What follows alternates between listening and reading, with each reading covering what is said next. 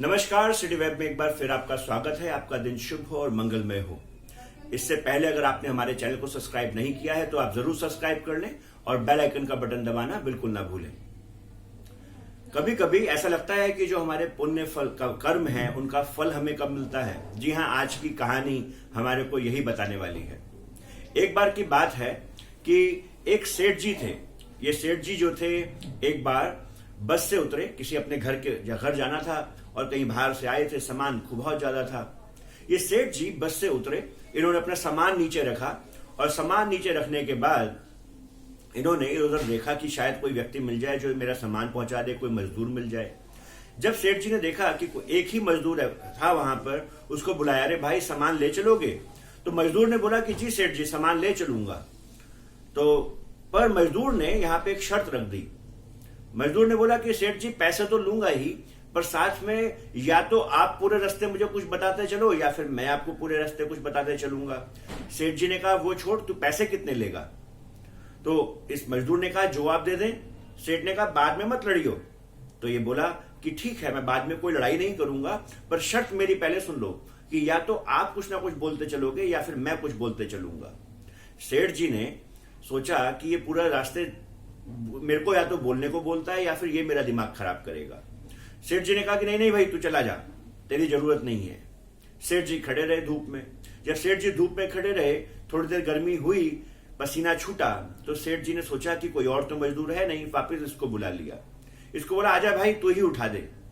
इसने बोला कि सेठ जी, मेरी आपको शर्त तो याद है ना, पैसे तो जो आप देंगे मेरे ले लूंगा, पर या तो पूरे रास्ते आप बोलते हुए चलेंगे या पूरे रास्ते मैं बोलते हुए चलूंगा। अब सेठ जी की मजबूरी थी।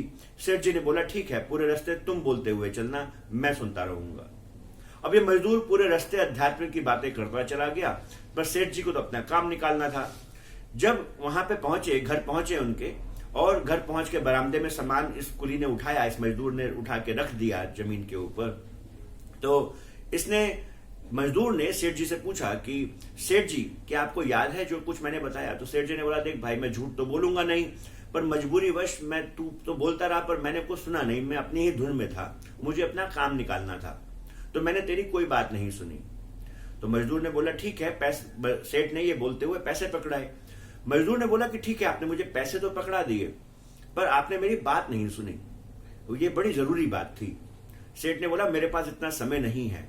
तो मजदूर बोला कि जी बिल्कुल, आपके पास बहुत ज्यादा समय नहीं है, कल शाम को 7 बजे आपकी मृत्यु हो जाएगी। ये सुन के सेठ चौंक गया, बोला, क्या मजाक करता है तू मजदूर, तू बताएगा मुझे मेरी मृत्यु कब होगी?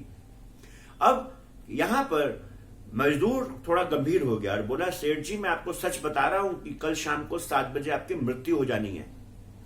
सेठ थोड़े गंभीर हुए, बोले कि क्या सच में? अगर हो भी जाएगी तो यहां पे किसने हमेशा रहना है? हो जाएगी तो हो जाएगी।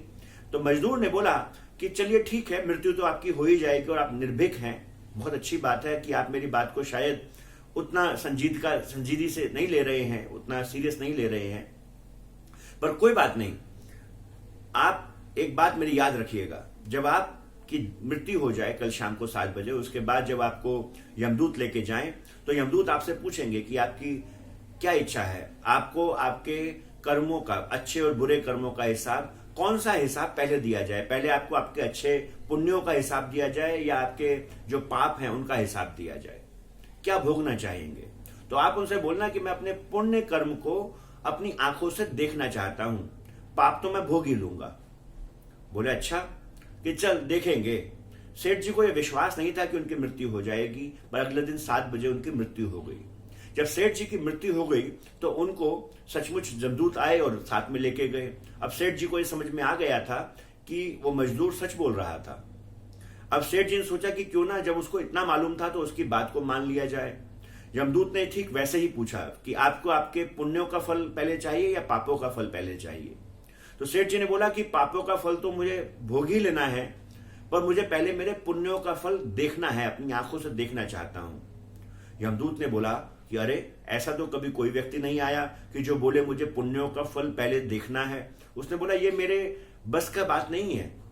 बोला कि अगर तुम्हारे बस की बात नहीं है, सेठ जी बोले, तो फिर हम मुझसे पूछा क्यों? अब ये बात सुन के यमदूत घबरा गया। उसने बोला शायद इसकी बात तो अब ये पूरा हिसाब किताब तो ब्रह्मा जी ही देख सकते हैं। तो इस व्यक्ति को ब्रह्मा जी के पास ले जाया गया। जब इस व्यक्ति को ब्रह्मा जी के पास ले जाया गया तो ब्रह्मा जी को भी बोला गया कि ये अपने पुण्यों के फल देखना चाहते हैं। तो ब्रह्मा जी घबरा गए।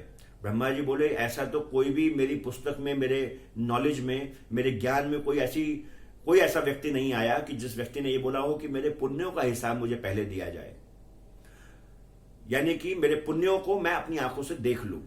तो अब ब्रह्मा जी ने सोचा कि भाई इसका जवाब तो स्वयं भगवान ही दे सकते हैं। तो इस व्यक्ति को परमात्मा के निकट ले जाया गया, परमात्मा के सामने ले जाया गया। और भगवान ने वहां पे जब इस व्यक्ति को देखा तो भगवान मुस्कुरा पड़े।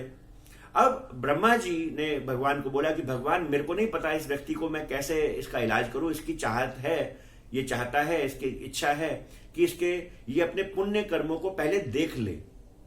तो भगवान ने ब्रह्मा जी को बोला कि ठीक है, अब आप दोनों वापस जा सकते हो। ये व्यक्ति वहां पे अकेला खड़ा रह गया। ब्रह्मा जी और यमदूत तो वहां पे आ ही नहीं सकते। ब्रह्मा जी हाथ जोड़ के चले गए। अब इस व्यक्ति ने बोला कि भगवान मैं तो अपने पुण्यों का फल देखना चाहता हूं। अब मेरे पुण्यों का फल अगर मुझे मिल जाए तो मैं अपने पाप भोगने को तैयार हूं। भगवान ने मुस्कुराते हुए बोला, ए मूर्ख, तेरे जीवन में तेरे सदगुरु कौन थे मुझे ये बता। मुझे तो मालूम है तेरे सदगुरु कौन थे, पर तू बता तेरे सदगुरु कौन थे, कौन ऐसे गुरु थे जो तेरे जीवन में आए। उसने बोला मेरे गुरु तो जीवन भर कोई नहीं रहे। तो भगवान ने बोला तेरे गुरु वो मजदूर थे, उस मजदूर के रूप में आए थे जिन्होंने तुझे ये शिक्षा दी थी। अब मेरी बात सुन, जो तू अपने पुण्यों का फल आंखों से देखना चाहता है वो मेरे दर्शन है। मेरे दर्शन मात्र होने से तेरे पाप और पुण्य दोनों का ही नाश हो चुका है और तेरे को मुक्ति मिल चुकी है। जी हां, ना जाने कौन व्यक्ति हमारे जीवन में, कौन सा जीवन में एक इतना बड़ा परिवर्तन ला दे कि हमारा पूरी जीवन ही बदल जाए।